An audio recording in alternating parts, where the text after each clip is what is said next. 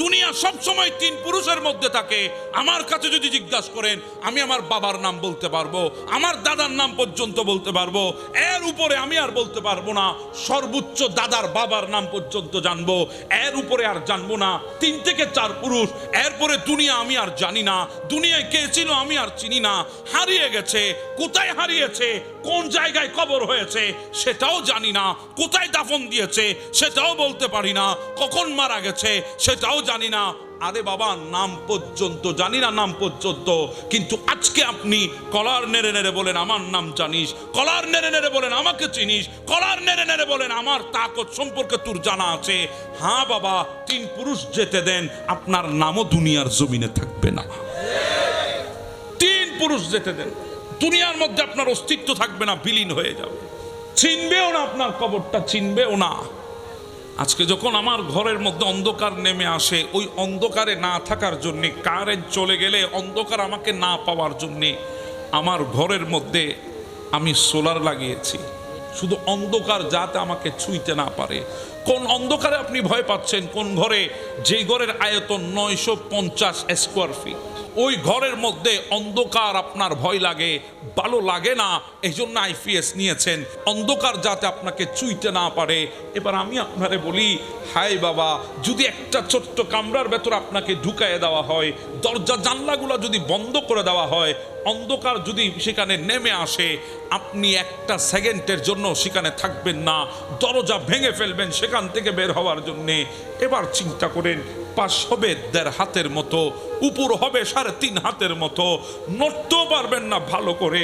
সেখানে আপনাকে দাফন করা হবে, উপরে বাঁশ, উপরে গাছ, উপরে চাটায়, এর উপরে মাটি আপনাকে শোয়ে দেবে।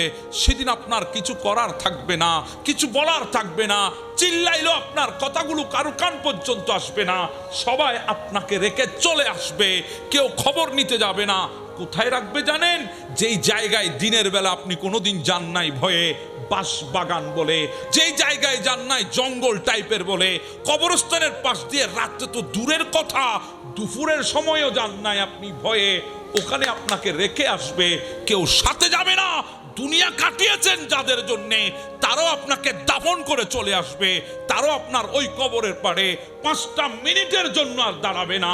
10টা মিনিট তো দূরের কথা, 5 মিনিট 1 সেকেন্ড তো থাকবে না, আপনাকে দাফন করে চলে আসবে। এবার আমি বলছি শোনেন না, যদি দুনিয়ার পেছনে না ঘুরে, যার জন্য দুনিয়া পেয়েছি, যার জন্য জিন্দেগি পেয়েছি, সেই রাসূলুল্লাহর সুন্নত নিয়ে যদি চলতাম, সেই রাসূলুল্লাহর দেওয়া সুন্নত তরিকা যদি অনুসরণ করতাম, সেই রাসূলুল্লাহ দেওয়া দ্বীনের উপরে যদি ইস্তেকামত থাকতাম, ওই কবরে আমাকে রাখবে। দুনিয়া দেখছে 1.5 হাতের, দুনিয়া দেখছে 3.5 হাতের, উপরে গাছ আর বাঁশ, চাটাই, এরপরে মাটি। দুনিয়া দেখছে ছোট একটা কবর, গর্ত, কিন্তু ওটা আমার আল্লাহ গর্ত আর কবর রাখতো না, ওটা আমাদের জন্য জান্নাতের টুকরা বানিয়ে দিত। জান্নাতের টুকরা, ওটা জান্নাতের টুকরা হয়ে যেত আমাদের জন্য, যদি রাসূলুল্লাহর দ্বীনের উপরে যদি থাকতে পারি, রাসূলুল্লাহর দ্বীনের উপরে যদি চলতে পারি, ওটা কবর থাকবে না, জান্নাতের টুকরা থাকবে। হ্যাঁ, ফেরেশতারাই বলবে নোম কানোমিল আরুস, ফেরেশতারা বলবে ঘুমা ঘুমা ঘুমা, বাসর রাতের মতো করে ঘুমা, প্রিয় তোমাকে পেয়ে নিশ্চিন্ত হয়ে ঘুমিয়েছিলি সেভাবে ঘুমা। নোম কানোমিল আরুস, ডিস্টার্ব করবো না, ঘুমিয়ে যা, ঘুমিয়ে যা, বলতেও পারবো না কবরে কি হচ্ছে না হচ্ছে। হ্যাঁ, আপনি তো সেটা করতে পারেন না। আপনার ওই কবরের অন্ধকার আপনাকে এখনো হৃদয়ের মধ্যে ভয় আপনাকে এখনো ছুঁই নাই। অনেকে বড়শি ধরে মাছ ধরে না? আচ্ছা বলেন, বড়শির মধ্যে আমরা কিছু খাবার দিই, বড়শিটা ফেলি, মাছ যদি জানতো ওটা খাবার না, ওটা আমাকে ধরার ফাঁদ, মাছ কি কখনো আসতো? ঠুকরানো তো দূরের কথা, তাকাতেও না, সেদিকে তাকাতেও না, কারণ ওটা আমার জন্য খাবার ফেলে নাই, মরণ ফাঁদ ফেলেছে, আমাকে ধরার ফাঁদ ফেলেছে, আসতো না। হায় আল্লাহ, মাছও বুঝে কোথায় ধরা দিলে জিন্দেগি যাবে, আমরা বুঝি না। আমরা জানি মালাকুল মউত একদিন আমাদেরকে ধরবে, আমরা না চাইলেও আমাদেরকে মালাকুল মউতের সামনে স্যালেন্ডার হতে হবে, না চাইলেও আমাদেরকে মালাকুল মউতের সামনে আসতেই হবে, একটা দিন রুটা বের হয়ে যাবে, আমরা জানি আমরা ধরা খাবো একদিন। এরপরেও আমাদের দিলে ওই ধরা খাওয়ার ভয়টা পর্যন্ত আমাদের কাছে নাই। মাছ যদি জানতো ধরা খাবে সে কোনোদিন আসতো না, আমরা জানার পরেও ওই ভয় আমাদের দিলে কাজ করে না। কথা বলেন ঠিক না? কারণ দিলটা আমাদের শক্ত হয়ে গেছে। আমাদের তো উচিত ছিল হাসরের কথা শুনে, উচিত ছিল কবরের কথা শুনে আমাদের চোখের পানি ছেড়ে দিয়ে বুক থাপড়ায় থাপড়ায় কান্না করা উচিত ছিল, সিজদায় পড়ে আল্লাহর দরবারে পানা চাওয়া উচিত ছিল। অথচ আমাদের ভাইয়ের আজকে কবরকে নিয়ে পর্যন্ত টিকটক করতেছে। আপনি কি বুঝলেন? আমাদের মস্তিষ্ক কত বড় নষ্ট হয়ে গেছে চিন্তা করে। আমাদের চিন্তাধারা ওই ডাস্টবিনের ময়লার চেয়ে আরো নোংরা হয়ে গেছে। কবরের পাশে গিয়ে সিগারেট খাচ্ছি, কবরের পারে দাঁড়িয়ে দাঁড়িয়ে, ওয়াল থাকলে দেওয়াল থাকলে দেওয়ালের উপর বসে বসে সিগারেট টানতেছে মনের সুখে। আসে না? মৃত্যুর ভয় আমাদের দিলে এখনো আসে নাই, মৌতের ভয় আমাদের দিলে এখনো আসে নাই। কারণ আমরা জানি মরতে হবে, কিন্তু মৃত্যুর জন্য কেউ এখনো প্রস্তুতি গ্রহণ করি নাই। কথা বলেন ঠিক না? শাবাবাকা কাবালা হারাম। ওই বার্ধক্য আসার আগে হায়াতটাকে মূল্যায়ন করেন। ওয়া হায়াতুকা কাবালা মামাতিক, মৃত্যুর পূর্বে হায়াতকে মূল্যায়ন করেন, যে হায়াত আমাদের জন্য চিরস্থায়ী না। তা আমি বলছিলাম আল্লাহ তো আমাদেরকে বড় দয়া করে বানিয়েছেন, বড় মায়া করে আল্লাহ আমাদেরকে বানিয়েছেন। হ্যাঁ, বড় দয়া আর মায়া করে বানিয়েছেন। কেমন দয়া করে বানিয়েছেন জানেন? আল্লাহ আমাদেরকে, আল্লাহ আমি কিভাবে আপনাদেরকে বলি আল্লাহ কেমন দয়া আমাদেরকে করেছে, কেমন দয়া। আল্লাহ পাক আমাদেরকে এমন বেশি ভালোবেসেছেন, আল্লাহ আমাদেরকে 60 আর 70 রেখে দিয়েছেন, 80 আর 90 মধ্যে রেখে দিয়েছে। 100 ওই পারও আমাদেরকে যেতে দেয় নাই। কারণ আল্লাহ আমাদেরকে মোহাব্বত করে, যদি না করতো 900 পর্যন্ত নিয়ে যাইতো, 1000 পর্যন্ত নিয়ে যাইতো হায়াত। আপনারা বলছেন হুজুর 900 হায়াতের সাথে 70 আর 80 হায়াতের পার্থক্য কোথায়? এখানে মোহাব্বত আর ওখানে মোহাব্বত নাই কোথায়? 900 বছর হায়াত যদি পায় তাহলেই তো ভালো ছিল, 90 বছর তো কম হয়ে গেছে। আরে বাবা জানেন না, যাকে ভালোবাসে তাকে বেশি খাটাই না, যাকে ভালোবাসে তাকে বেশি কষ্ট দেয় না, যাকে ভালোবাসে তার দুঃখ কখনো মাসুক দেখতে পারে না। এই জন্য আল্লাহ আমাদেরকে 70 আর 80 মধ্যে নিয়ে এসেছে।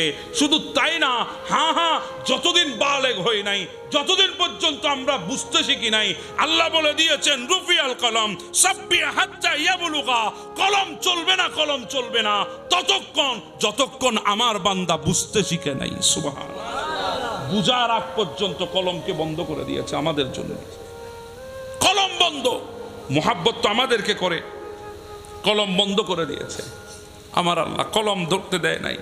শুধু তাই না, এবার বলেন একজন মানুষ 60 বছর যদি হায়াত পায়, 15 বছর যদি বালেগ হতে লাগে, তাহলে 60 থেকে 15 বছর চলে গেছে, আল্লাহ রুফিয়াল কলম, কলমকে বন্ধ করে দিয়েছে, আমাদের গুনাহ লিখতে দেয় নাই।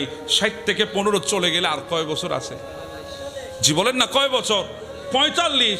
হ্যাঁ, আল্লাহ এখানেও বলেছে ও ফেরেশতা রুফিয়াল কলম আন-নাইমে হাত্তা ইয়াবতাগিজা, আমার বান্দা যতক্ষণ ঘুমিয়ে আছে কলম চলবে না, গুনাহ লেখা যাবে না। আমার বান্দার ঘুম যতক্ষণ আছে, আমার বান্দার কোনো আমলের মধ্যে গুনাহ থাকবে না। সুবহানাল্লাহ। এবার বলেন ডেইলি না হলেও 12 ঘন্টা তো ম্যাক্সিমাম ঘুমাইতেছি, 24 ঘন্টায় 12 ঘন্টা ঘুমাইতেছি, আর 12 ঘন্টা জিন্দেগি 45 বছর যদি আপনি হিসাব করেন, থাকে আর কয়দিন, থাকে আর কতদূর? এরপরও আল্লাহ বলেছে বান্দা চিন্তা করিস না, ওয়ায়াফু আন কাসীর, আমি তো সুযোগ খুঁজি, সুযোগ যদি পাই সাথে সাথে মাফ করে দেব। শুধু সুযোগের জন্য বসে আছি, সুযোগ পাইলে মাফ করে দেব। হ্যাঁ, মাফ করে দেব সুযোগ পাইলে। এক বান্দা ছিল দুনিয়ায়, নাম ছিল কিফিল। নাম কি ছিল? কিফিল। ওই বান্দা 1000 কোটি টাকার মালিক ছিল। একটা রাত সে অতিবাহিত করত, কয়েক লক্ষ টাকা খরচ করত গুনার কাজে।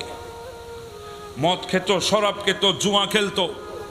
শুধু তাই না, বিছানায় যখন আসতো, বেয়াদফি মাফ করে দেবেন, বিছানায় যখন আসতো, একজন নতুন রমণী না হলে বিছানায় আসতো না।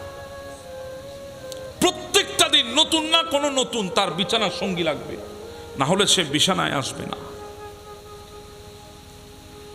একদিন নিয়ে এসেছে এক রমণীকে, ঘরে ঢুকাইছে, বলে তুমি রুমে থাকো, আমি আসি, একটু রেডি সেডি হয়ে আসি। রেডি হইতে গেছে, রেডি হয়ে এসে দেখে ওই মেয়েটা আল্লাহর দরবারে হাত তুলে চোখের পানি ছেড়ে দিয়ে কাঁদছে।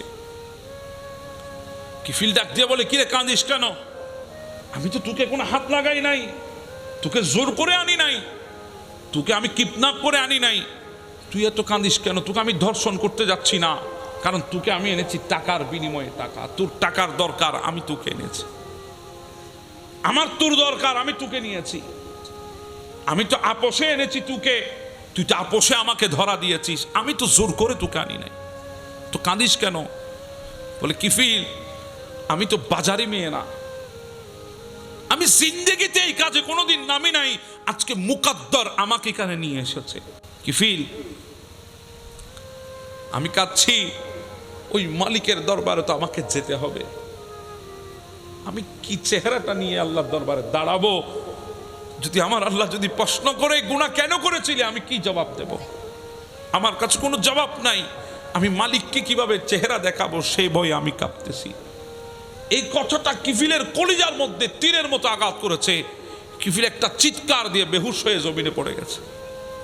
কিছুক্ষণ পরে হুঁশ আসলো, পকেট থেকে টাকার একটা গাঁটটি নিয়ে বলে, থলে নিয়ে বলে, ধর নে, এখানে যা তোর দরকার তা এখানে আছে, যা চলে যা, আমি তোর গায়ে হাত দেব না, আমি তোকে নষ্ট করব না, তোর গায়ে দাগ দেব না, তোর ইজ্জত হনন করব না, যা তুই চলে যা। তবে একটা কথা তোকে আমি বলি, আজকে থেকে আমি তওবা করছি, আমি আর কোনোদিন গুনাহ করব না। তুই এখনো গুনায় লিপ্ত হস না, এসেছিস মাত্র, তোর ভেতরে আল্লাহর প্রতি এত ভয়, আর আমি তো গোটা জিন্দেগি গুনার মধ্যে কাটিয়েছি, বিন্দু পরিমাণ ভয় তো আমার হৃদয়ে ছিল না। আজকে তুই আমারে চিনাই দিলি তাকওয়া কাকে বলে। হ্যাঁ, যা তুই চলে যা। তবে একটা কাজ করবি, যখন হাত তুলবি, আমি তোর বোন বললাম, বোন হাত যখন তুলবি একটু আমার কথা বলবি, কারণ আমি বড় গুনাহগার, হয়তো আল্লাহ আমার কথা শুনবে না, তুই যদি বলে দিস হয়তো আমার আল্লাহ তোর রসুলে আমার দুঃখ কবুল করবে, তুই একটু হাত তুলে বলবি। ওই মেয়ে চলে গেছে, ওই রাতে কিফিল দুনিয়া থেকে বিদায় হয়ে গেছে। ঘরের দরজা বন্ধ, কেউ ডাকতে যায় না, কারণ মানুষ জানে সে বদমেজাজি মানুষ, খারাপ মানুষ, তার ঘরের দুয়ারে যাবে কে? কেউ যায় না। 3-4 দিন হয়ে গেছে, মানুষ জড়ো হচ্ছে তার ঘরের সামনে, কিরে 3-4 দিন ঘরের দরজা খুলে না কে? কেন? হঠাৎ সামনে আগায় দেখছে ওই দরজার চৌকাঠের মধ্যে লেখা আছে, কদ গফারাল্লাহু লিকিফলিন, আল্লাহ কিফিলকে মাফ করে দিয়েছে। সুবহানাল্লাহ। সেজন্য বলছিলাম বাবা, ছোট্ট একটা ভয় গোটা জিন্দেগি পাল্টিয়ে দেয়। ছোট্ট মাওলার ছোট্ট ভয়ে গোটা জিন্দেগি পাল্টিয়ে দেয়। আপনিও দিলের মধ্যে ভয় আনেন সেই মাওলার, যেই মাওলা আমাদেরকে মোহাব্বত করে বানিয়েছেন। ওয়ায়ুহিব্বুহুম ওয়ায়ুহিব্বুনাহু, আল্লাহ বলে আমি তাদেরকে মোহাব্বত করি, তারা আমাকে মোহাব্বত করে, আমার বান্দাগুলাকে আমি মোহাব্বত করি। মোহাব্বত, হ্যাঁ, যদি মোহাব্বত না করতো, আখিরি নবীর উম্মত যদি না বানাইতো, আল্লাহ এই কথা কোনোদিন আমাদেরকে বলতো না, আশতারুকা ওয়ালা তাহশানি, আমি তোদেরকে চোখে চোখে রাখবো, ডেকে রাখবো, ভয় করিস না, আমি তোদেরকে আমার কাছে টেনে রাখবো, কাছে কাছে কাছে। সুবহানাল্লাহ। এই কথা কখনো বলতো না। আল্লাহ আমাদেরকে মোহাব্বত করে। শুধু এক ফোঁটা চোখের পানি ফেলেন মাওলার দরবারে, হাত তুলেন। ওলামা ইকরাম বসা হচ্ছে। জাহান্নামের আগুন লাল না কালো? কালো। জাহান্নামের আগুন কি? 3000 বছর আল্লাহ জ্বালিয়েছে জাহান্নামের আগুনকে। পৃথিবীর কোনো পানি, পৃথিবীর কোনো টেকনোলজি, পৃথিবীর কোনো প্রযুক্তি জাহান্নামের আগুনের একটা কতরা নিবাতে সক্ষম নয়। ছোট্ট একটা মেসাল দিই, দাবানল তো চিনেন? দাবানল আছে না? কিছুদিন আগে আমেরিকার মধ্যে ধরলো, গোটা সিটির পর সিটি জ্বালিয়ে দিয়েছে দাবানল। গোটা পৃথিবীতে যত দাবানল এখন আছে, সমস্ত দাবানল একসাথে করলেও জাহান্নামের এক কত্তরার আগুনের সমান হবে না। জাহান্নামের আগুন বন্ধ করার মতো কোনো কিছু নাই দুনিয়ার জমিনে, কোনো কিছু নাই। তবে হায় আল্লাহ, যখন বান্দা আল্লাহর ভয়ে এক ফোঁটা চোখের পানি ফেলে, আমার নবীর হাদিসে মুবারক এমনি আছে, আল্লাহর কাছে 2টা ফোঁটা সবচাইতে বেশি প্রিয়। কয়টা ফুটা? 2টা ফুটা। একটা ফুটা ওই সমস্ত মুজাহিদ যারা আল্লাহর দ্বীনের জন্য শরীর থেকে রক্তের ফুটা ফেলেছে, ওই ফুটা আল্লাহর কাছে প্রিয়। আরেকটা ফুটা রাতের গভীরে আল্লাহর বান্দা আল্লাহকে ভয় করে চোখের পানির ফুটা ফেলেছে, ওই ফুটাটা আল্লাহর কাছে প্রিয়। ওই চোখের পানির পাওয়ার কদ্দুর জানেন?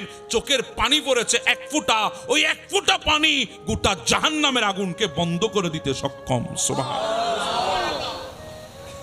একটা কথা বলে আমি শেষ করছি। কিয়ামতের ময়দানে যারা জাহান্নামে থাকবে, শাস্তি দেওয়ার পরে ওখান থেকে তুলে তুলে জান্নাতে নিয়ে যাবে। যারা ইমানদার, বেঈমান না, যারা কালিমা পড়েছে জিন্দেগিতে, ইনাদেরকে যত গুনাহ করুক আল্লাহ সমস্ত গুনাহ শাস্তি দেওয়ার পরে ওনাদেরকে তুলে তুলে জাহান্নাম থেকে কোথায় নিয়ে আসবে?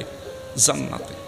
হ্যাঁ, নবীর শাফাতে আনবে, উলামার শাফাতে আনবে, হুফাজের শাফাতে আনবে, আউলিয়া ইকরামের শাফাতে আনবে, মুত্তাকি সলফে সালিহিনের শাফাতে নিয়ে আসবে আল্লাহ।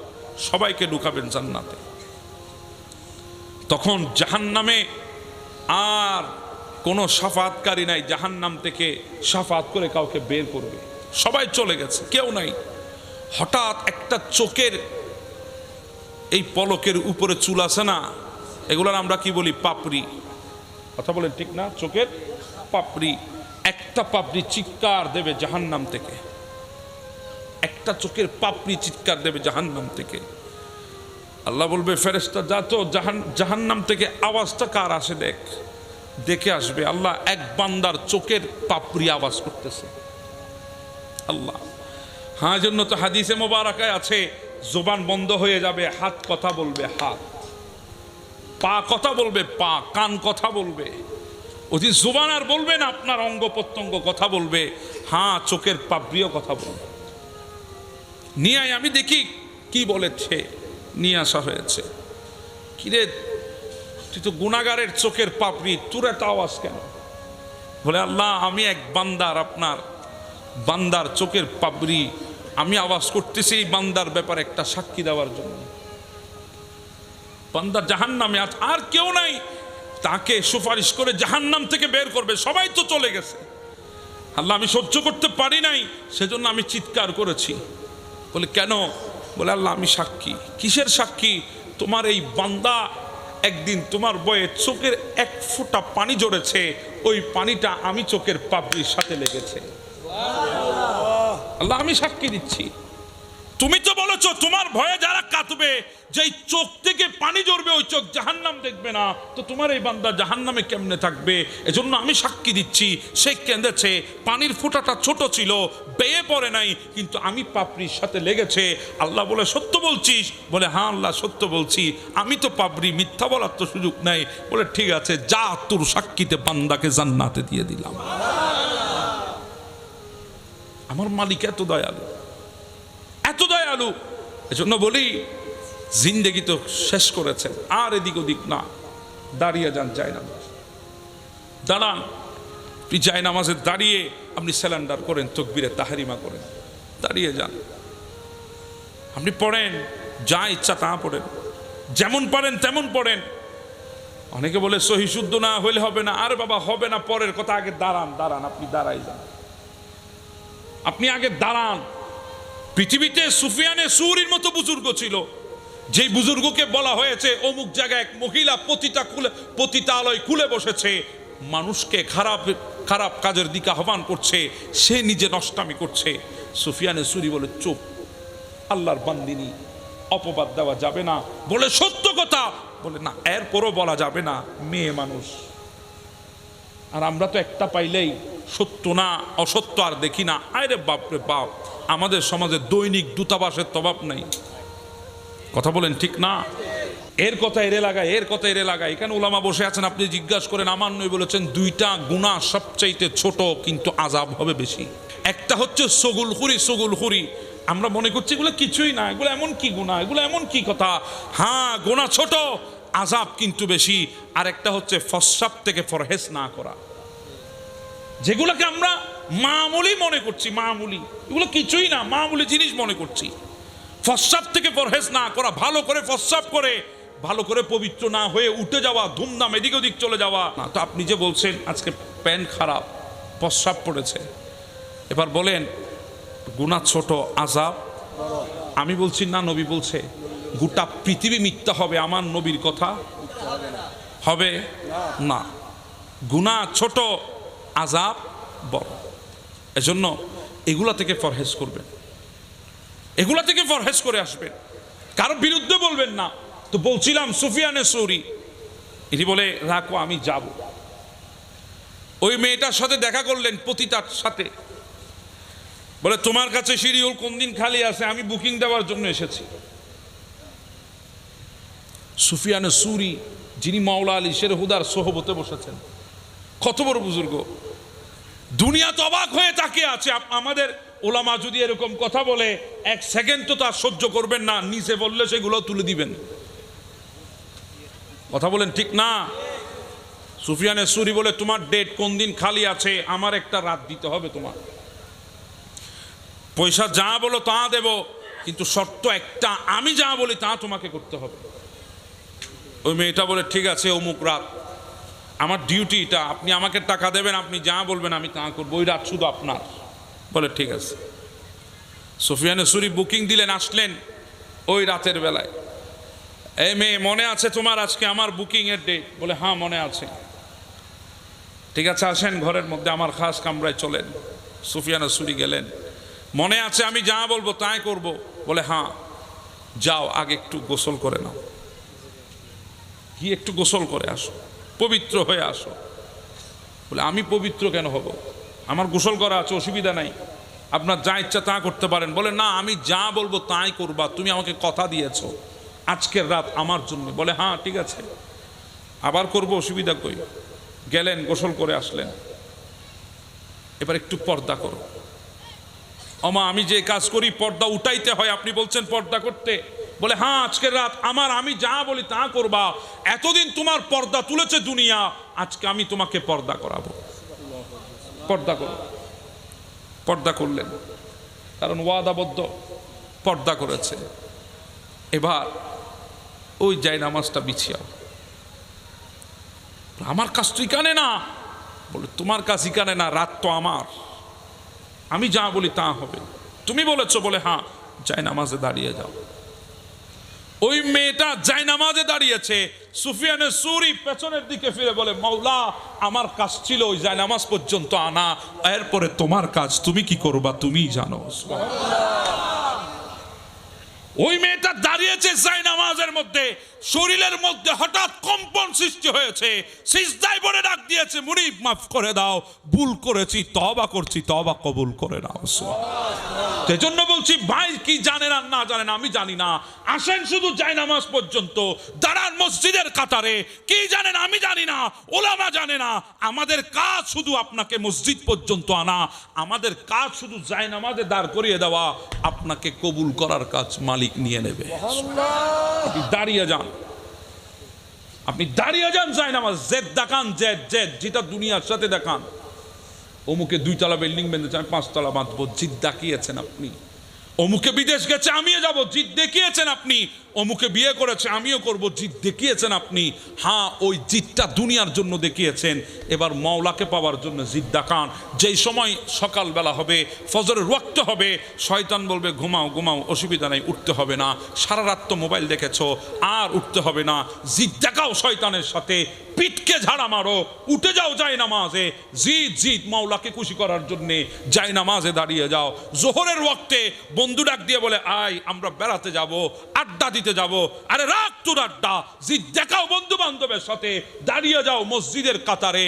হ্যাঁ, আসরের ওয়াক্তে শুয়েছো কাইলুলা করতে, শয়তান ঢেলে দিয়েছে তোমার চোখের মধ্যে ঘুম, তুমি জিদ দেখাও, ঝাড়া মেরে উঠে যাও, দাঁড়িয়ে যাও যাই নামাজে।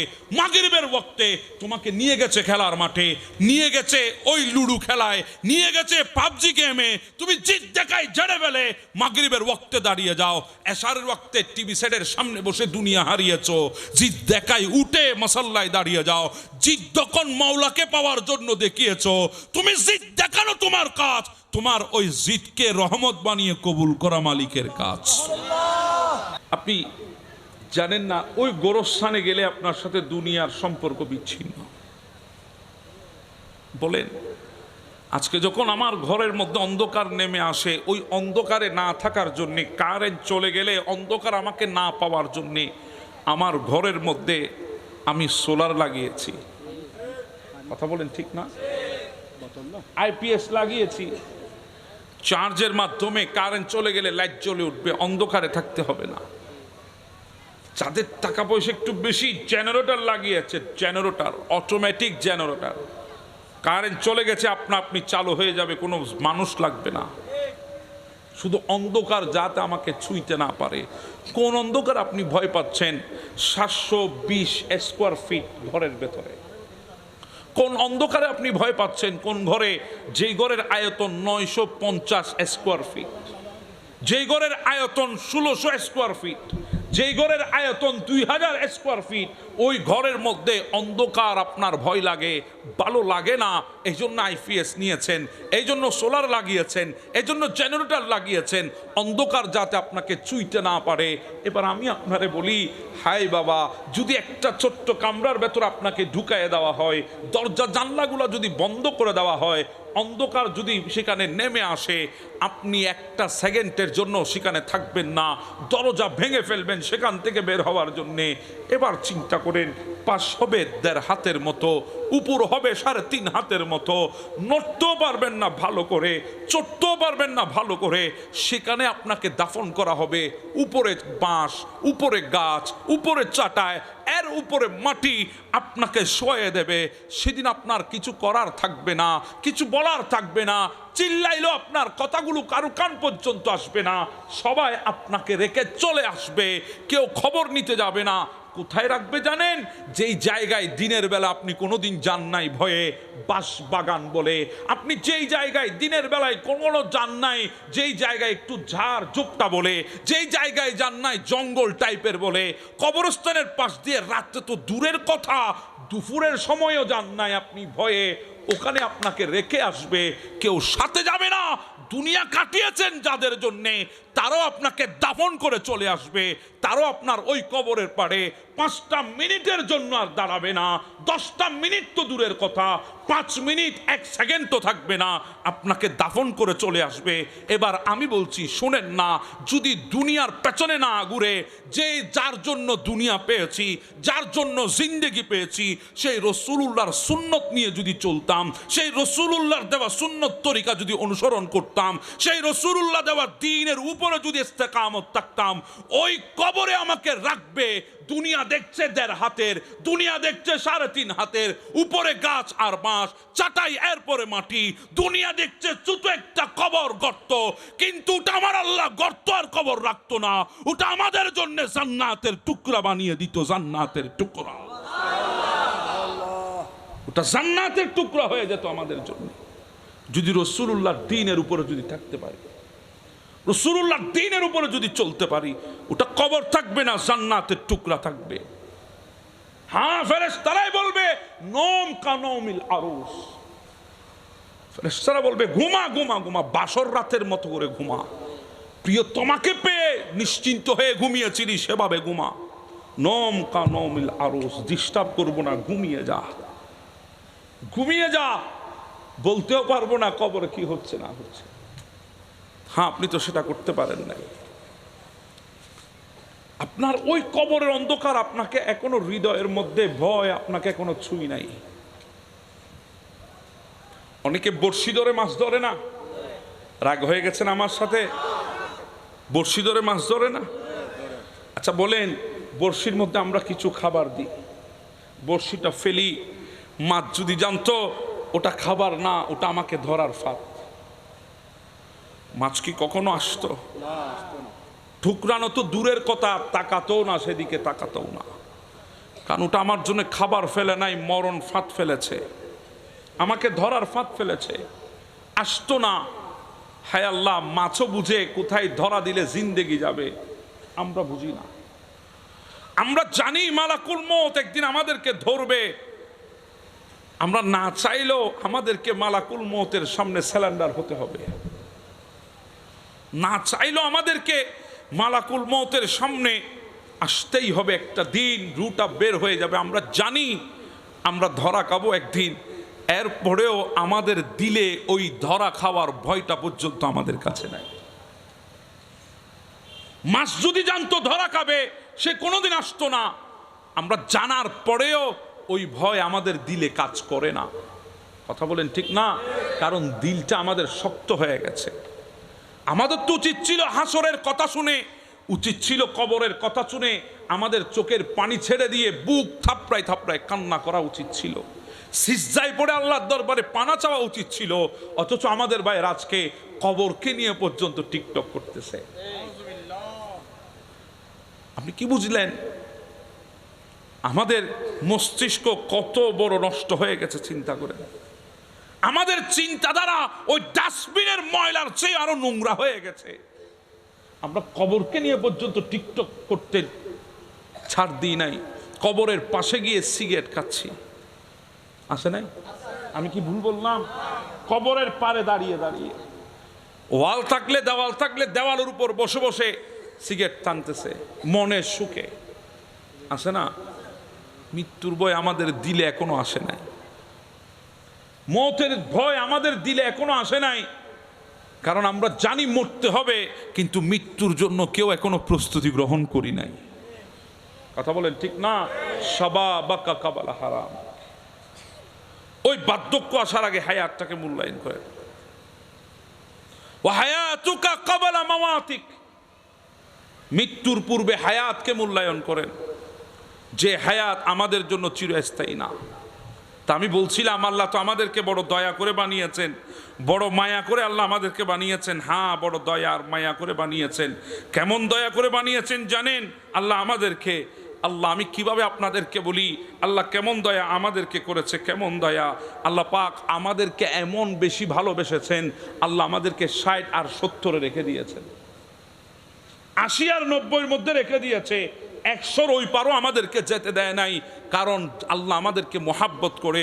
যদি না করতো 900 পর্যন্ত নিয়ে যাইতো, 1000 পর্যন্ত নিয়ে যাইতো হায়াত।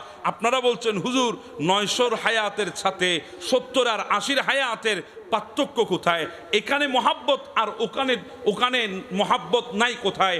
900 বছর হায়াত যদি পায় তাহলেই তো ভালো ছিল, 90 বছর তো কম হয়ে গেছে। আরে বাবা, জানেন না যাকে ভালোবাসে তাকে বেশি খাটাই না, যাকে ভালোবাসে তাকে বেশি কষ্ট দেয় না, যাকে ভালোবাসে তার দুঃখ কখনো মাসুক দেখতে পারে না। এই জন্য আল্লাহ আমাদেরকে 70 আর 80 মধ্যে নিয়ে এসেছে। শুধু তাই না, হ্যাঁ হ্যাঁ, যতদিন বালেগ হই নাই, যতদিন পর্যন্ত আমরা বুঝতে শিখি নাই, আল্লাহ বলে দিয়েছেন রুফিয়াল কলম সাব্বি হাত্তা ইয়াবলুগা, কলম চলবে না, কলম চলবে না যতক্ষণ আমার বান্দা বুঝতে শিখে নাই। সুবহানাল্লাহ। বুঝার আগ পর্যন্ত কলমকে বন্ধ করে দিয়েছে আমাদের জন্য। কলম বন্ধ, মোহাব্বত তো আমাদেরকে করে, কলম বন্ধ করে দিয়েছে আমার আল্লাহ, কলম ধরতে দেয় নাই। শুধু তাই না, এবার বলেন একজন মানুষ 60 বছর যদি হায়াত পায়, 15 বছর যদি বালেগ হতে লাগে, তাহলে 60 থেকে 15 বছর চলে গেছে, আল্লাহ রুফিয়াল কলম, কলমকে বন্ধ করে দিয়েছে, আমাদের গুনাহ লিখতে দেয় নাই। 60 থেকে 15 চলে গেলে আর কয় বছর আছে? জি বলেন না, কয় বছর? 45। হ্যাঁ, আল্লাহ এখানেও বলেছে ও ফেরেশতা রুফিয়াল কলম আন-নাইমে হাত্তা ইয়াবতাগিজা, আমার বান্দা যতক্ষণ ঘুমিয়ে আছে কলম চলবে না, গুনাহ লেখা যাবে না। আমার বান্দার ঘুম যতক্ষণ আছে, আমার বান্দার কোনো আমলের মধ্যে গুনাহ থাকবে না। সুবহানাল্লাহ। এবার বলেন ডেইলি না হলেও 12 ঘন্টা তো ম্যাক্সিমাম ঘুমাইতেছি, 24 ঘন্টায় 12 ঘন্টা ঘুমাইতেছি, আর 12 ঘন্টা জিন্দেগি 45 বছর যদি আপনি হিসাব করেন, থাকে আর কয়দিন, থাকে আর কতদূর? এরপরও আল্লাহ বলেছে বান্দা চিন্তা করিস না, ওয়ায়াফু আন কাসীর, আমি তো সুযোগ খুঁজি, সুযোগ যদি পাই সাথে সাথে মাফ করে দেব। শুধু সুযোগের জন্য বসে আছি, সুযোগ পাইলে মাফ করে দেব। হ্যাঁ, মাফ করে দেব সুযোগ পাইলে। এক বান্দা ছিল দুনিয়ায়, নাম ছিল কিফিল। নাম কি ছিল? কিফিল। ওই বান্দা 1000 কোটি টাকার মালিক ছিল। একটা রাত সে অতিবাহিত করত, কয়েক লক্ষ টাকা খরচ করত গুনার কাজে। মদ খেত, শরাব খেত, জুয়া খেলতো, শুধু তাই না, বিছানায় যখন আসতো, বেয়াদফি মাফ করে দেবেন, বিছানায় যখন আসতো একজন নতুন রমণী না হলে বিছানায় আসতো না। প্রত্যেকটা দিন নতুন না কোনো নতুন তার বিছানার সঙ্গী লাগবে, না হলে সে বিছানায় আসবে না। একদিন নিয়ে এসেছে এক রমণীকে, ঘরে ঢুকাইছে, বলে তুমি রুমে থাকো, আমি আসি একটু রেডি সেডি হয়ে আসি। রেডি হইতে গেছে, রেডি হয়ে এসে দেখে ওই মেয়েটা আল্লাহর দরবারে হাত তুলে চোখের পানি ছেড়ে দিয়ে কাঁদছে। কিফিল ডাক দিয়ে বলে, কিরে কাঁদিস কেন? আমি তো তোকে কোনো হাত লাগাই নাই, তোকে জোর করে আনি নাই, তোকে আমি কিডন্যাপ করে আনি নাই, তুই এত কাঁদিস কেন? তোকে আমি ধর্ষণ করতে যাচ্ছি না, কারণ তোকে আমি এনেছি টাকার বিনিময়ে টাকা, তোর টাকার দরকার, আমি তোকে এনেছি, আমার তোর দরকার, আমি তোকে নিয়েছি, আমি তো আপোষে এনেছি তোকে, তুই তো আপোষে আমাকে ধরা দিয়েছিস, আমি তো জোর করে তোকে আনি নাই, তো কাঁদিস কেন? বলে, কিফিল আমি তো বাজারি মেয়ে না, আমি জিন্দেগিতে এই কাজে কোনোদিন নামি নাই, আজকে মুকদ্দর আমাকে এখানে নিয়ে এসেছে, ফির আমাকে এনেছে তাকদীর। কিফিল আমি কাঁদছি, ওই মালিকের দরবারে তো আমাকে যেতে হবে, আমি কি চেহারাটা নিয়ে আল্লাহর দরবারে দাঁড়াবো? যদি আমার আল্লাহ যদি প্রশ্ন করে গুনাহ কেন করেছিলে, আমি কি জবাব দেব? আমার কাছে কোনো জবাব নাই, আমি মালিককে কিভাবে চেহারা দেখাবো সেই ভয়ে আমি কাঁপতেছি। এই কথাটা কিফিলের কলিজার মধ্যে তীরের মতো আঘাত করেছে। কিফিল একটা চিৎকার দিয়ে বেহুশ হয়ে জমিনে পড়ে গেছে। কিছুক্ষণ পরে হুঁশ আসলো, পকেট থেকে টাকার একটা গাঁটটি নিয়ে বলে, থলে নিয়ে বলে, ধর নে, এখানে যা তোর দরকার তা এখানে আছে, যা চলে যা, আমি তোর গায়ে হাত দেব না, আমি তোকে নষ্ট করব না, তোর গায়ে দাগ দেব না, তোর ইজ্জত হনন করব না, যা তুই চলে যা। তবে একটা কথা তোকে আমি বলি, আজকে থেকে আমি তওবা করছি, আমি আর কোনোদিন গুনাহ করব না। তুই এখনো গুনায় লিপ্ত হস না, এসেছিস মাত্র, তোর ভেতরে আল্লাহর প্রতি এত ভয়, আর আমি তো গোটা জিন্দেগি গুনার মধ্যে কাটিয়েছি, বিন্দু পরিমাণ ভয় তো আমার হৃদয়ে ছিল না। আজকে তুই আমার চিনাই দিলি তাকওয়া কাকে বলে। হ্যাঁ যা, তুই চলে যা। তবে একটা কাজ করবি, যখন হাত তুলবি, আমি তোর বোন বললাম, বোন হাত যখন তুলবি একটু আমার কথা বলবি, কারণ আমি বড় গুনাহগার, হয়তো আল্লাহ আমার কথা শুনবে না, তুই যদি বলে দিস হয়তো আমার আল্লাহ তোর রসুলে আমার দুঃখ কবুল করবে, তুই একটু হাত তুলে বলবি। ওই মেয়ে চলে গেছে, ওই রাতে কিফিল দুনিয়া থেকে বিদায় হয়ে গেছে। ঘরের দরজা বন্ধ, কেউ ডাকতে যায় না, কারণ মানুষ জানে সে বদমেজাজি মানুষ, খারাপ মানুষ, তার ঘরের দুয়ারে যাবে কে? কেউ যায় না। 3-4 দিন হয়ে গেছে, মানুষ জড়ো হচ্ছে তার ঘরের সামনে, কিরে 3-4 দিন ঘরের দরজা খুলে না কে? কেন? হঠাৎ সামনে আগায় দেখছে ওই দরজার চৌকাঠের মধ্যে লেখা আছে, কদ গফরাল্লাহু লিকিফলিন, আল্লাহ কিফিলকে মাফ করে দিয়েছে। সুবহানাল্লাহ। সেজন্য বলছিলাম বাবা, ছোট্ট একটা ভয় গোটা জিন্দেগি পাল্টিয়ে দেয়। ছোট্ট মাওলার ছোট্ট ভয়ে গোটা জিন্দেগি পাল্টিয়ে দেয়। আপনিও দিলের মধ্যে ভয় আনেন সেই মাওলার, যেই মাওলা আমাদেরকে মোহাব্বত করে বানিয়েছেন। ওয়া ইউহিব্বুহুম ওয়া ইউহিব্বুনাহু, আল্লাহ বলে আমি তাদেরকে মোহাব্বত করি, তারা আমাকে মোহাব্বত করে, আমার বান্দাগুলাকে আমি মোহাব্বত করি। মোহাব্বত, হ্যাঁ, যদি মোহাব্বত না করতো, আখিরি নবীর উম্মত যদি না বানাইতো, আল্লাহ এই কথা কোনোদিন আমাদেরকে বলতো না, আশতারুকা ওয়ালা তাহশানি, আমি তোদেরকে চোখে চোখে রাখবো, ডেকে রাখবো, ভয় করিস না, আমি তোদেরকে আমার কাছে টেনে রাখবো, কাছে কাছে কাছে। সুবহানাল্লাহ। এই কথা কখনো বলতো না। আল্লাহ আমাদেরকে মোহাব্বত করে। শুধু এক ফোঁটা চোখের পানি ফেলেন মাওলার দরবার, হাত তুলেন। ওলামা ইকরাম বসা হচ্ছে, জাহান্নামের আগুন লাল না কালো কালো। জাহান্নামের আগুন কি? 3000 বছর আল্লাহ জ্বালিয়েছে জাহান্নামের আগুনকে। কয় হাজার বছর? আপনারা আমরা তো দেখেছি লাল হুলকি দিয়ে জাহান্নামের আগুন, দুনিয়ার আগুন উঠতেছে লাল হুলকি দিয়ে, লাল, কিন্তু জাহান্নামের আগুন লাল না, জাহান্নামের আগুন হচ্ছে কালো। আল্লাহ 3000 বছর জ্বালিয়ে কালো বানিয়েছে জাহান্নামের আগুনকে। পৃথিবীর কোনো পানি, পৃথিবীর কোনো টেকনোলজি, পৃথিবীর কোনো প্রযুক্তি জাহান্নামের আগুনের একটা কতরা নিবাতে সক্ষম নয়। ছোট্ট একটা মেসাল দিই, দাবানল তো চিনেন? দাবানল আছে না? কিছুদিন আগে আমেরিকার মধ্যে ধরলো, গোটা সিটির পর সিটি জ্বালিয়ে দিয়েছে। দাবানল। গোটা পৃথিবীতে যত দাবানল এখন আছে সমস্ত দাবানল একসাথে করলেও জাহান্নামের এক কত্তরার আগুনের সমান হবে না। জাহান্নামের আগুন বন্ধ করার মতো কোনো কিছু নাই দুনিয়ার জমিনে, কোনো কিছু নাই।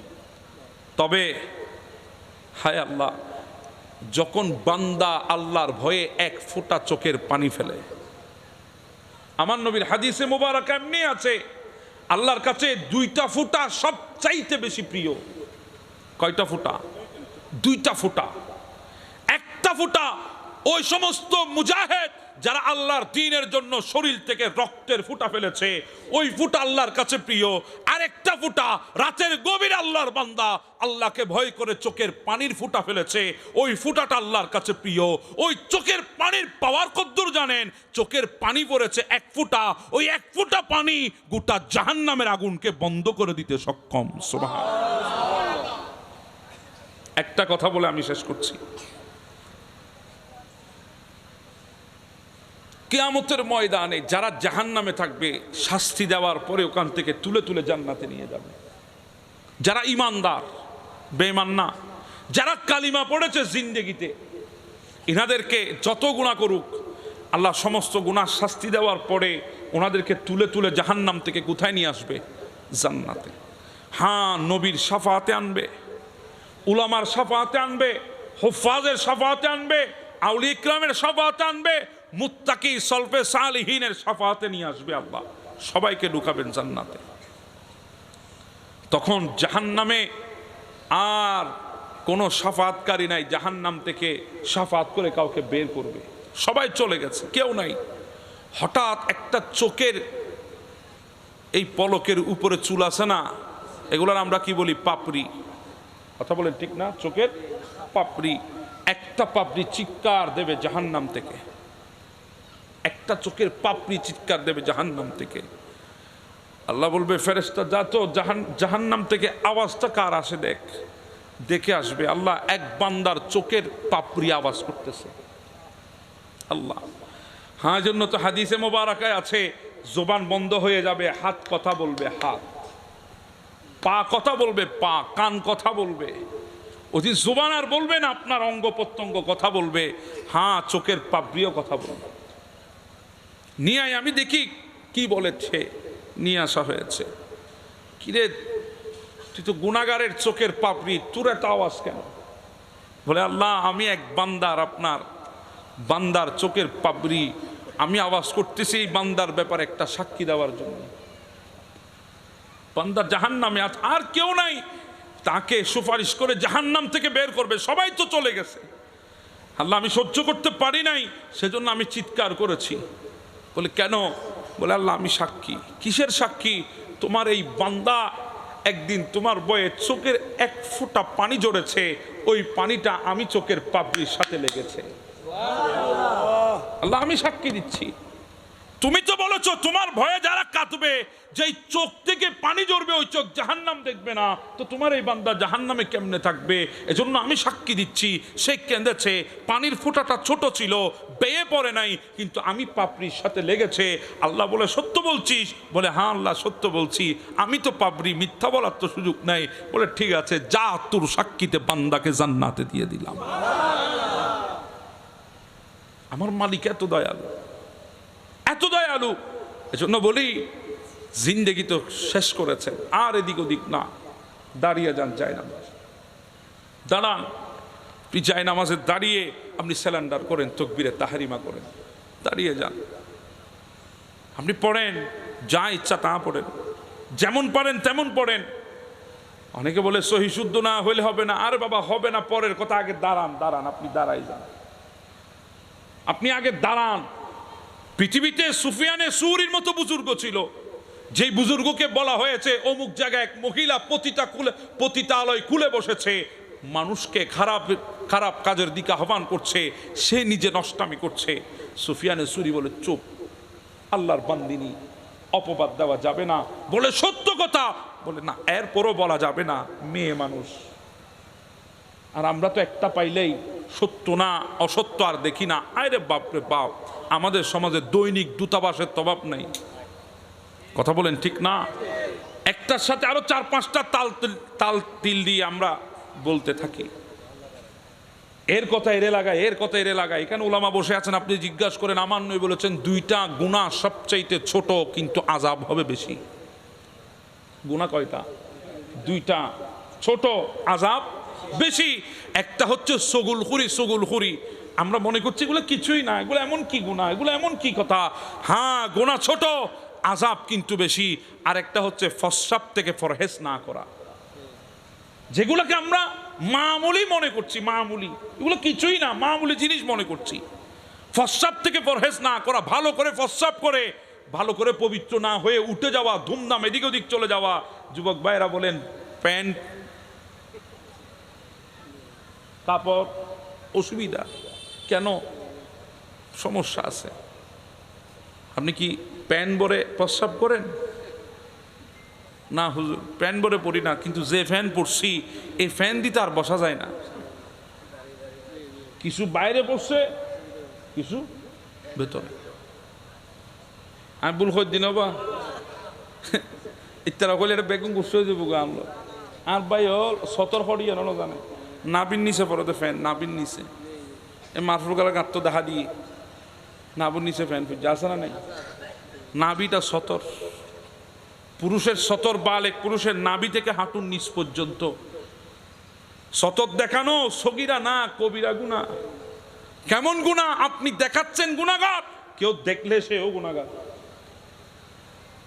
আপনি কি মনে করছেন নাভির নিচে প্যান্ট পরেছেন? অনেকে নামাজে গিয়েছেন, পরেছেন টি শার্ট, সিজদায় গেলে উঠে গেছে। আচ্ছা যাতে উড়ে গিয়ে ফিসুদির অবস্থা কি সঞ্চয়? আচ্ছা ফিসুদি দিতে ইটার নামাজ আছে না?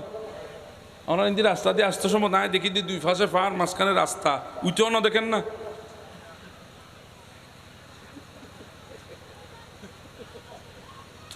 আমি তার এতগুলো বলতে পারবো না, ইশারায় বলছি আপনারা। তো নামাজের ভেতরে বাহিরে 13 ফরজের 1 ফরজ হচ্ছে সতর ডাকা। সতর, তা আপনি সতর ডাকতে জানেন নাই, আপনি নামাজে দাঁড়িয়েছেন। এজন্য বলছি বাবা, দিনকে এত সহজ মনে করবেন না, দিনকে আবার এত কঠিন মনে করবেন না। শুধু শেখা দরকার, আলেম উলামার স্পর্শে আসা দরকার, আলেম উলামার বিরোধিতা করা দরকার নাই, ওনাদের সংস্পর্শে আসা দরকার। কারণ আলেম উলামার সাথে আপনাদের সম্পর্ক জন্ম থেকে কবর পর্যন্ত, মনে রাখবেন। হ্যাঁ, নরাকে বলে হরস কেন মনে দুঃখ আজি। আল্লাহ আমাদেরকে বোঝার তৌফিক দান করুক। সতর দেখানো যাবে? জি বলেন, সতর দেখানো যাবে না? তো আপনি যে বলছেন আজকে প্যান্ট খারাপ, প্রস্রাব পড়েছে, এবার বলেন গুনাহ ছোট, আযাব? আমি বলছি না, নবী বলছে। গোটা পৃথিবী মিথ্যা হবে, আমার নবীর কথা হবে না। গুনাহ ছোট, আযাব বড়।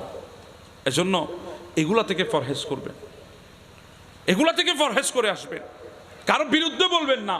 তো বলছিলাম সুফিয়ানে সৌরি, এটি বলে রাখো আমি যাব। ওই মেয়েটার সাথে দেখা করলেন, পতিতার সাথে, বলে তোমার কাছে শিডিউল কোন দিন খালি আছে, আমি বুকিং দেওয়ার জন্য এসেছি। সুফিয়ানে সৌরি, যিনি মাওলা আলী শের হুদার সোহবতে বসেছেন, কত বড় বুজুর্গ, দুনিয়া তো অবাক হয়ে তাকিয়ে আছে। আমাদের ওলামা যদি এরকম কথা বলে 1 সেকেন্ড তো তার সহ্য করবেন না, নিচে বললে সেগুলো তুলে দিবেন। কথা বলেন ঠিক না? সুফিয়ানে সৌরি বলে তোমার ডেট কোন দিন খালি আছে, আমার একটা রাত দিতে হবে, তোমার পয়সা যা বলো তা দেব, কিন্তু শর্ত একটা, আমি যা বলি তা তোমাকে করতে হবে। ওই মেয়েটা বলে ঠিক আছে, অমুক রাত, আমার ডিউটি এটা, আপনি আমাকে টাকা দেবেন, আপনি যা বলবেন আমি তা করবো, ওই রাত শুধু আপনার। বলে ঠিক আছে। সুফিয়ানে সৌরি বুকিং দিলেন, আসলেন ওই রাতের বেলায়। এই মেয়ে, মনে আছে তোমার আজকে আমার বুকিং এর ডেট? বলে হ্যাঁ মনে আছে। ঠিক আছে, আসেন ঘরের মধ্যে, আমার খাস কামরায় চলেন। সুফিয়ানে সৌরি গেলেন, মনে আছে আমি যা বলবো তাই করব? বলে হ্যাঁ। যাও, আগে একটু গোসল করে নাও, কি একটু গোসল করে আসো, পবিত্র হয়ে আসো। বলে আমি পবিত্র কেন হব, আমার গোসল করা আছে, অসুবিধা নাই, আপনার যা ইচ্ছা তা করতে পারেন। বলে না, আমি যা বলবো তাই করবা, তুমি আমাকে কথা দিয়েছো আজকের রাত আমার জন্য। বলে হ্যাঁ ঠিক আছে, আবার করব, অসুবিধা কই। গেলেন, গোসল করে আসলেন, এবার একটু পর্দা করো। আমা আমি যে কাজ করি পর্দা উঠাইতে হয়, আপনি বলছেন পর্দা করতে, বলে হ্যাঁ আজকের রাত আমি যা বলি তা করবা, এতদিন তোমার পর্দা তুলেছে দুনিয়া, আজকে আমি তোমাকে পর্দা করাবো। পর্দা করো, পর্দা করলেন, কারণ ওয়াদাবদ্ধ, পর্দা করেছে। এবার ওই জায়নামাজটা বিছিয়াও। আমার কাজ তো এখানে না, বলে তোমার কাজ এখানে না, রাত তো আমার, আমি যা বলি তা হবে, তুমি বলেছো, বলে হ্যাঁ জায়নামাজে দাঁড়িয়ে যাও। ওই মেয়েটা জায়নামাজে দাঁড়িয়েছে, সুফিয়ানের সুরি পেছনের দিকে ফিরে বলে মাওলা আমার কাজ ছিল ওই জায়নামাজ পর্যন্ত আনা, এরপরে তোমার কাজ, তুমি কি করবা তুমি জানো। ওই মেয়েটা দাঁড়িয়েছে জায়নামাজের মধ্যে, শরীরের মধ্যে হঠাৎ কম্পন সৃষ্টি হয়েছে, সিজদায় পড়ে ডাক দিয়েছে মুনিব মাফ করে দাও, ভুল করেছি, তওবা করছি, তওবা কবুল করে নাও। সেজন্য বলছি ভাই কি জানেন আর না জানেন আমি জানি না, আসেন শুধু জায়নামাজ পর্যন্ত, দাঁড়ান মসজিদের কাতারে, কি জানেন আমি জানি না, ওলামা জানে না, আমাদের কাজ শুধু আপনাকে মসজিদ পর্যন্ত আনা, আমাদের কাজ শুধু জায়নামাজে দাঁড় করিয়ে দেওয়া, আপনাকে কবুল করার কাজ মালিক নিয়ে নেবে। আপনি দাঁড়িয়ে যান, আপনি দাঁড়িয়ে যান, জায়নামাজ জেদ দেখান, জেদ জেদ যেটা দুনিয়ার সাথে দেখান, অমুকে 2 তলা বিল্ডিং বেঁধেছে আমি 5 তলা বাঁধবো, জিদ দেখিয়েছেন আপনি। অমুকে বিদেশ গেছে আমিও যাব, জিদ দেখিয়েছেন আপনি। অমুকে বিয়ে করেছে আমিও করব, জিদ দেখিয়েছেন আপনি। হ্যাঁ ওই জিদটা দুনিয়ার জন্য দেখিয়েছেন, এবার মাওলাকে পাওয়ার জন্য জিদ দেখান। যেই সময় সকালবেলা হবে, ফজরের ওয়াক্ত হবে, শয়তান বলবে ঘুমাও ঘুমাও, অসুবিধা নেই, উঠতে হবে না, সারা রাত তো মোবাইল দেখেছো, আর উঠতে হবে না, জিদ দেখাও শয়তানের সাথে, পিঠকে ঝাড়া মারো, উঠে যাও জায়নামাজে, জিদ জিদ মাওলাকে খুশি করার জন্যে জায়নামাজে দাঁড়িয়ে যাও। জোহরের ওয়াক্তে বন্ধু ডাক দিয়ে বলে আয় আমরা বেড়াতে যাব, আড্ডা দিতে যাব, আরে রাখ তোর আড্ডা, জিদ দেখাও বন্ধু বান্ধবের সাথে, দাঁড়িয়ে যাও মসজিদের কাতারে।